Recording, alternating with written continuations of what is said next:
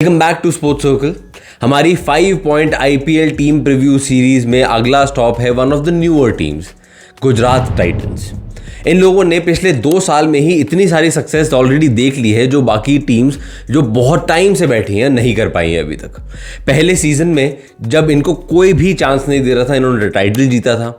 उसके बाद जब सब ये कह रहे थे कि नहीं तुक्के से जीत गए, अगले सीजन में ये लोग फाइनल तक पहुंचे, फाइनल में पहुंच के लास्ट बॉल पे हारे ये लोग। That means this is a very very strong team, very good setup. But एक बहुत बड़ा चेंज हुआ है इस सीजन के लिए। नए स्ट्रक्चर की अगर बात करें तो सबसे बड़ा change and a change that will obviously be a big hit to any team, Hardik Pandya जो इनके पिछले दोनों सीजन में कैप्टन थे, बहुत अच्छे ऑलराउंडर। बैटिंग इन्होंने टॉप ऑर्डर में करनी शुरू करी, बॉलिंग इन्होंने नई बॉल से करनी शुरू करी, एक सरप्राइजिंगली अच्छे कैप्टन बनकर आए सामने। इंडिया कैप्टनसी के कंटेंशन में है ऑलरेडी वो। उनको मुंबई इंडियंस ने बेसिकली पोच कर लिया है। ये बोलना कि नहीं ट्रेड हुआ है, ये हुआ है, वो हुआ है, मुंबई इंडियंस ने उनको खींच लिया है अपनी तरफ वापस। And this will be a big hit. यहाँ पे एक बहुत बड़ा रिस्क है बिकॉज एक एक्सक्लूसिव ऑलराउंडर से हैं वो, जो वो करते हैं in terms of skill set वो बहुत लोग नहीं कर पाते। खासकर इंडियन ऑलराउंडर्स की अगर बात करो तो उनकी एब्सेंस एक क्रिकेटिंग एस्पेक्ट से ऑब्वियसली खलेगी and as a captaincy, as a leadership aspect से भी एक बहुत बड़ा होल होने वाला है। वो किस तरह से भरा जाएगा, this will be very interesting. Shubman Gill को नया कैप्टन अनाउंस किया गया है। शुभमन गिल पिछले 2 सीजन में बहुत अच्छा किया है। उन्होंने आईपीएल में बहुत सारे रन्स किए हैं गुजरात टाइटंस के लिए, बहुत अच्छे स्ट्राइक रेट पे उन्होंने रन्स किए हैं। पिछला सीजन तो जेन्युइनली 800 से ऊपर उन्होंने रन्स किए थे, बहुत तेज एंड डोमिनेट किया था उन्होंने बेसिकली हर बॉलिंग लाइनअप को। किस तरह का प्रेशर आएगा कैप्टनसी के साथ, क्या एक वो जो आ जाता है कई कैप्टन्स का कि नहीं अब मुझे और रिस्पॉन्सिबली खेलना है। हमने केएल राहुल के साथ ही देखी है चीज़, हमने और भी अलग अलग कैप्टन्स के साथ देखी है। फ्री फ्लोइंग बैटर होंगे, कैप्टनसी आएगी, एक प्रेशर आ जाएगा। इस तरह का प्रेशर क्या शुभमन गिल पर आएगा, ये बहुत बड़ा क्वेश्चन होने वाला है गुजरात टाइटंस के फॉर्च्यून्स के लिए। एक और बहुत बड़ा मिस होने वाला है गुजरात टाइटंस के लिए इस सीजन में। मोहम्मद शामी जो हमने सबने देखा है वो बंदा क्या कर सकता है बॉल के साथ, एंड पिछले 2 सीजन में अगेन उनके लिए एक बहुत अच्छे बॉलर बन के आए हैं मोहम्मद शामी। वो इस सीजन इंजरी की वजह से नहीं खेल रहे, उनका कोई रिप्लेसमेंट अभी अनाउंस नहीं किया गया है। ऑक्शन में उमेश यादव को 5.8 करोड़ के लिए खरीदा गया था एंड ऑलमोस्ट एक डायरेक्ट रिप्लेसमेंट की तरह ही है वो। अब तो पहले तो यही बात हो रही थी कि साथ खेलेंगे, पर अब तो डायरेक्ट रिप्लेसमेंट ही हो गए। उमेश यादव का बहुत अच्छा रहा है, डोमेस्टिक सीजन भी अच्छा करके आए हैं, एक बहुत एक्सपीरियंस्ड फास्ट बॉलर हैं वो इंडियन सेटअप में एट दिस पॉइंट। पर क्या वो जिस तरह का डेंजर पोजेस करते हैं, जिस तरह का एक्चुअल थ्रेट पोजेस करते हैं मोहम्मद शामी, क्या उमेश यादव वो रेप्लिकेट कर पाएंगे? That will be another very very big question. उनके अलावा इस ऑक्शन में इन लोगों ने एक बहुत बड़ी और साइनिंग करी, स्पेंसर जॉनसन, जिनका ऑस्ट्रेलिया में, ऑस्ट्रेलियन फास्ट बॉलर हैं स्पेंसर जॉनसन, ऑस्ट्रेलिया में बिग बैश जो होती है बहुत अच्छा रहा उनका और उसके बेसिस पे 10 करोड़ में उनको खरीदा गया है। उम्मीदें बहुत होंगी, पर किस तरह से परफॉर्म करते हैं that will be a very very big factor अगर तो इनको कुछ करना है गुजरात टाइटंस को इस सीजन में। उसके बाद एक और बिग बाय हुआ है, शाहरुख खान। 7.4 करोड़ फिर से मिले हैं शाहरुख खान को, तमिलनाडु के ऑलराउंडर। पिछले कुछ सीजन्स में इस प्लेयर को हमेशा बड़े पेमेंट्स मिलते हैं, हमेशा बड़े प्राइस पे खरीदा जाता है। पंजाब के पास थे ये, पहले उन्होंने कुछ 9-10 करोड़ रुपए दे के खरीदा था इनको, पर परफॉर्मेंसेज अभी तक ट्रांसलेट नहीं हुई हैं। गुजरात टाइटंस ने एक और बार चांस लिया है, एक पंट खेला है ऑलमोस्ट कि यार चल करके देखते हैं, but this may be his last chance and that will be something to watch out for कि यार किस तरह से ये जाते हैं। उसके अलावा रॉबिन मिन्स एक और खिलाड़ी इन्होंने लिए हैं अच्छे पैसे देके, promising young Indian wicket keeper, पहले कुछ मैचेस में अवेलेबल नहीं है पर शुड बी इंटरेस्टिंग कि इनको यूज़ किस तरह किया जाता है। इन सारे साइनिंग में मगर एक जो नाम है जो शायद ऑलमोस्ट एक लाइक फॉर लाइक रिप्लेसमेंट है हार्दिक पांड्या का, इंडियन नहीं है तो एक फॉरेनर स्लॉट उनके पास चला जाएगा, पर that might be a very very crucial signing.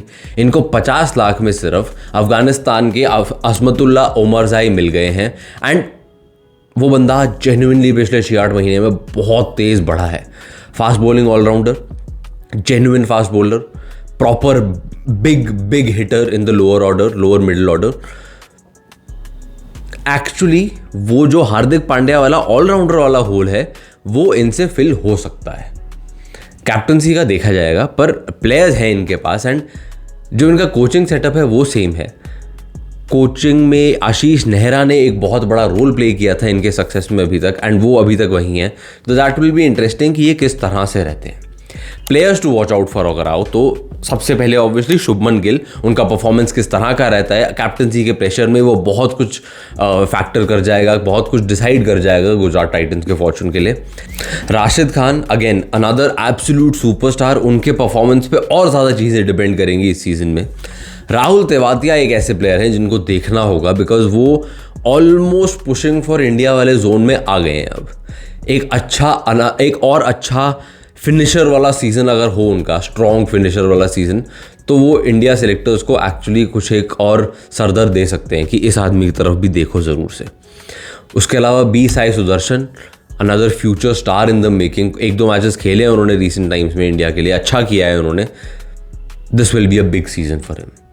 And एक ऐसे प्लेयर जिन पे और बहुत कुछ डिपेंड करेगा, डेविड मिलर।